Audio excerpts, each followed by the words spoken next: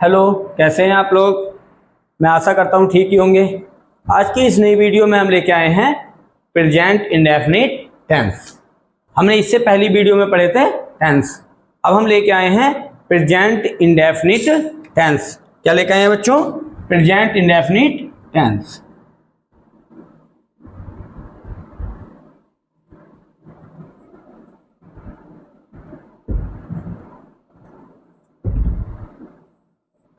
Present indefinite tense को हम आराम के साथ, बिना दिमाग में टेंशन लिए, बिल्कुल मस्ती के साथ पढ़ेंगे। ओके। अब प्रेजेंट इंडेफिनिट टेंस में क्या होता है? सबसे पहले प्रेजेंट इंडेफिनिट टेंस की हमें एक पहचान पता होनी चाहिए। पहचान क्या होती है? जैसे किसी व्यक्ति की पहचान होती है उसके नाम से। किस चीज से होती है? नाम से। जैसे किसी का नाम श्याम है, किसी का मोहन है, किसी का सोहन है, किसी का रोहन है, गुड़िया, सीता, रीता। वैसे ही प्रेजेंट इंडेफिनिट की भी एक पहचान होती है। पहचान क्या होती है? पहचान कैसे पड़ती है हमारी? जैसे ता है, ती है, ते हैं आदि। प्रेजेंट इंडेफिनिट टेंस में हिंदी वाक्यों के अंत में ता है, ती है, ते हैं आदि शब्द होते हैं। कार्य मौजूद समय में हो रहा होता है। ये किस चीज में आते हैं? प्रेजेंट इंडेफिनिट टेंस में। जैसे एग्जांपल ले लेते हैं हम छोटा सा एक पहले हिंदी में ही। जैसे मीरा गाना गाती है। जैसे मीरा गाना गाती है, तो देखो बच्चों, ता है, ती है, तो ती है आ गया। मीरा गाना गाती है। मीरा मौजूद समय में गाना गाती है, अभी मीरा गाना गाती है। ओके, यहां तक समझ में आया? Very good. अब नेक्स्ट करते हैं हम। अब इसके रूल्स क्या देखेंगे हम? Rules. Subject plus main verb की first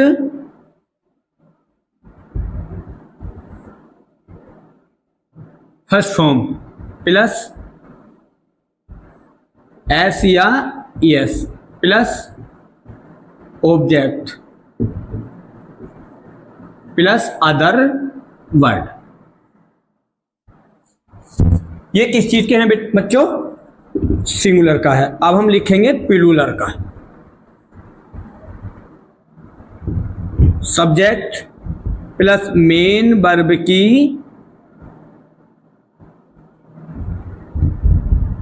first form plus object plus other word. बच्चों आया समझ में? सब्जेक्ट प्लस मेन वर्ब की first form plus S E I S plus object plus other word. Second में है सब्जेक्ट प्लस मेन वर्ब की first form plus object plus other word. क्या है बच्चों? Other word. जैसे अब यहां क्या है? क्योंकि प्रेजेंट इंडेफिनिट में वर्ब की फर्स्ट फॉर्म में एस या ईएस लगाया जाता है। केवल जहां पर एक वचन का वाक्य होगा, सिंगुलर वाक्य होगा, जहां पर एक पर्सन की बात कर रही होगी, वहां पर एस या ईएस लगेगा। जैसे हमने एक पहले पार्ट में पढ़ाया था पर्सन, तो जहां पर थर्ड पर्सन का यूज होगा, थर्ड पर्सन में सिंगुलर में, थर्ड पर्सन के सिंगुलर में एस या ईएस लगाया जाता है। जैसे एक एग्जांपल लेते हैं। जैसे ऊपर वाला वाक्य ही हम ले लेते हैं। मीरा गाना गाती है। मीरा गाना गाती है, तो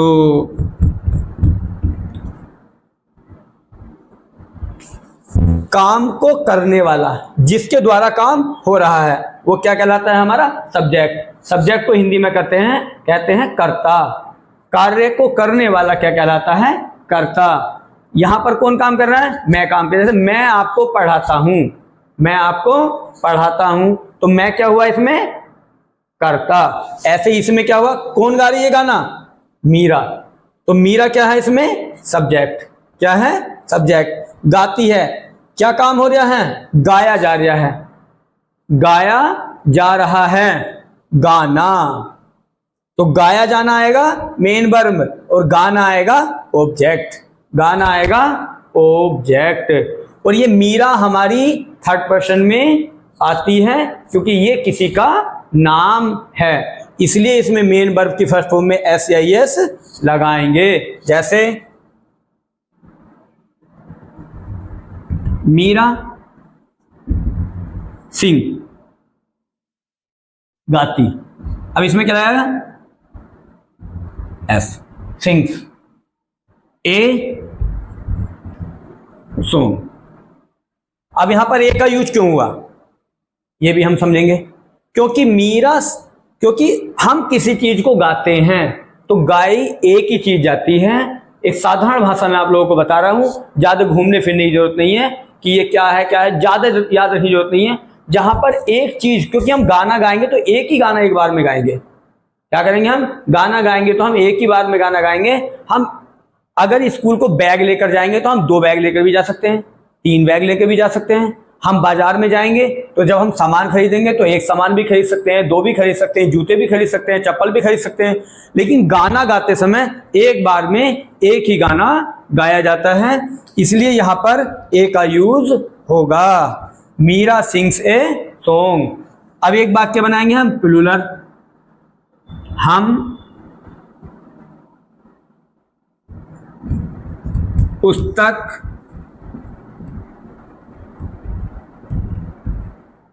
खरीदते हैं, हम पुस्तक खरीदते हैं। तो वी, हम, कौन खरीद रहा पुस्तक, हम। अब हमें ये पता नहीं हम कितने सारे हैं, एक से ज्यादा हैं। हम का यूज हम कहाँ करते हैं, यहाँ पर एक व्यक्ति से ज्यादा व्यक्ति होते हैं वहां पर हम का यूज करते हैं कि हम 2-4 व्यक्ति हैं, हम क्या कर रहे हैं, पुस्तक खरीद रहे हैं। तो वी माने हम, खरीदने की है by, BU by, by the book. अब यहां पर SAS क्यों नहीं लगा, क्योंकि ये हमारा फर्स्ट पर्सन का प्लूरल है।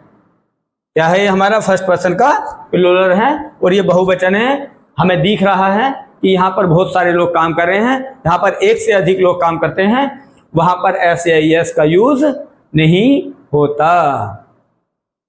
यहां तक समझ में आया नहीं। इसकी जगह हम कोई और वाक्य भी ले लेंगे, जैसे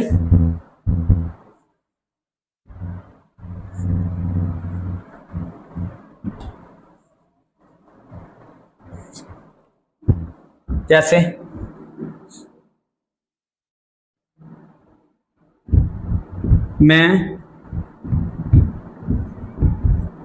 अखबार पढ़ता हूं, मैं अखबार पढ़ता हूं। तो इसमें क्या हो रहा है, मैं। और मैंने बताया था फर्स्ट पर्सन में आई आती है और उसका प्रेजेंट इंडेफिनिट टेंस में उसका यूज हमेशा बहुवचन में होता है, हमेशा प्लूरल में होता है। इसलिए यहां पर क्या करेंगे हम, आई पढ़ता है, read the newspaper, read the newspaper, I read the newspaper. और हम अगर इसी को बदल दें, इसी सेंटेंस को हम बदलते हैं कि सीता, सेम कर देते हैं, अखबार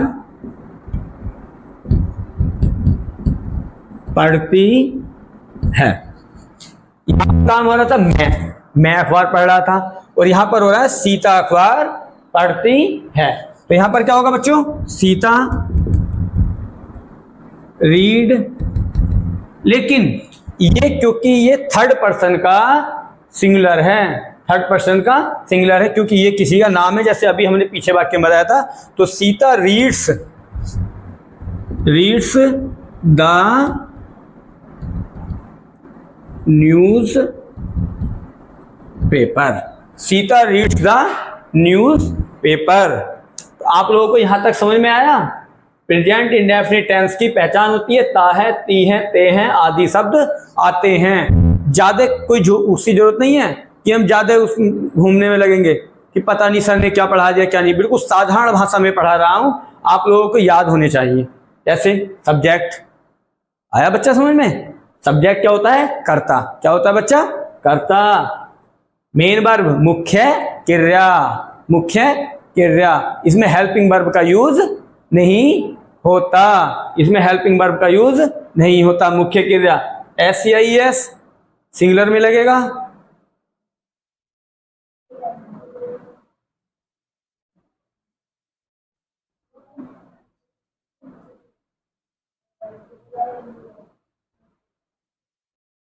फर्स्ट मेन वर्ब की फर्स्ट फॉर्म SEIS हमेशा लगेगा सिंगुलर में। हमेशा किस चीज में लगेगा?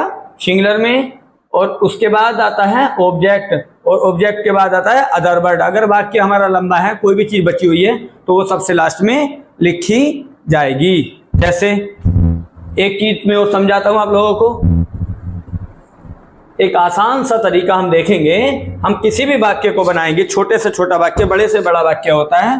जैसे राम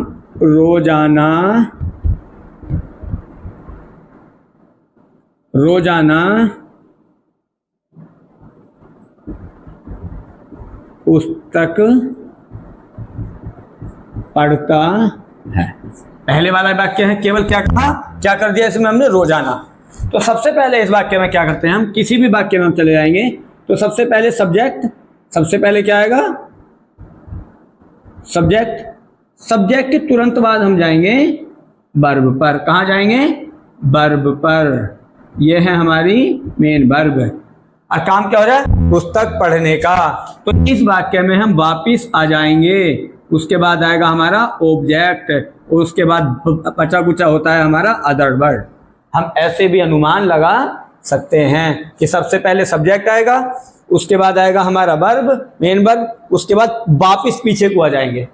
जैसे राम